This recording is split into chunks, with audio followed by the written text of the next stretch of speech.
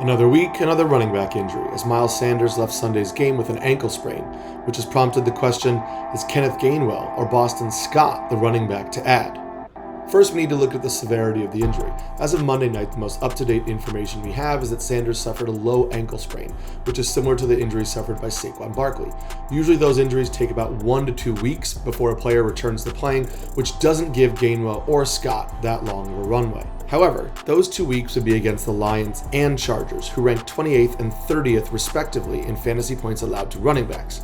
We'd love to see that. But how much usage can we expect from either running back? Before we dive into that, make sure you hit subscribe so you can get all of our Rotoballer content during the NFL and NBA seasons. After playing over 30% of the snaps in the first 2 weeks, Gainwell has seen his time on the field decline, particularly in the 2 weeks prior to Sunday, where the Eagles seemed to really commit to going back to the run. In those games, Sanders saw his carries increase and Gainwell was all but sidelined. However, even with Sanders hurt on Sunday and the Eagles trailing most of the game, they ran the ball 18 times, which is the most running back carries since week 2. This could actually be good news for either running back, as it seems like the Eagles have realized they can't just rely on Jalen Hurts to be the only ball carrier. So if Gainwell was the backup and Sanders is hurt, that means Gainwell's definitely the starter now, right? Not so fast. After Miles Sanders left the game on Sunday, we saw a lot of Boston Scott. In fact, Boston Scott actually had more carries than Gainwell against the Raiders, after only playing 4 total snaps coming into the game. It's possible that the Eagles felt better about thrusting the veteran Scott into a bigger workload rather than putting more on the plate of the rookie Gainwell before he had the time and practice to work up to it. Either way, Scott's big role is not a good sign. However, Gainwell drastically outpaced Scott in targets, with the Eagles in catch-up mode, which means his receiving work is not in jeopardy. And, frankly, he's looked really good as a receiver during the 2021 season. While there have been some limitations as a runner, which you can see using RotoWire's advanced stats, Gainwell's college tape shows a good deal of elusiveness and vision when hitting the running lanes.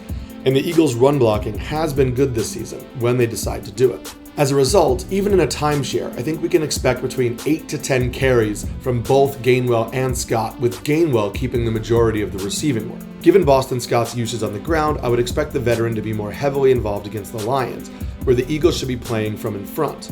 But Gainwell could be in for a big game against the Chargers, where the Eagles will likely need to pass a lot to keep up.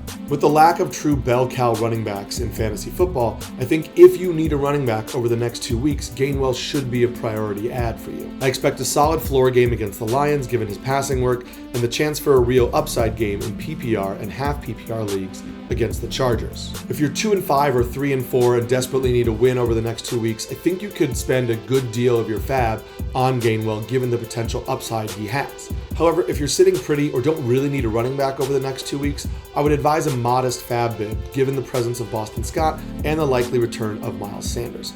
If you're in deep leagues, I actually think that Boston Scott could be a usable flex play this week against the Lions, and I do think given that this injury isn't too serious, this could be a good buy low opportunity for Miles Sanders, given that the Eagles do seem committed to getting him work on the ground when he returns. As a reminder to click that subscribe button to get all of our Rotoballer content, and good luck in Week 7.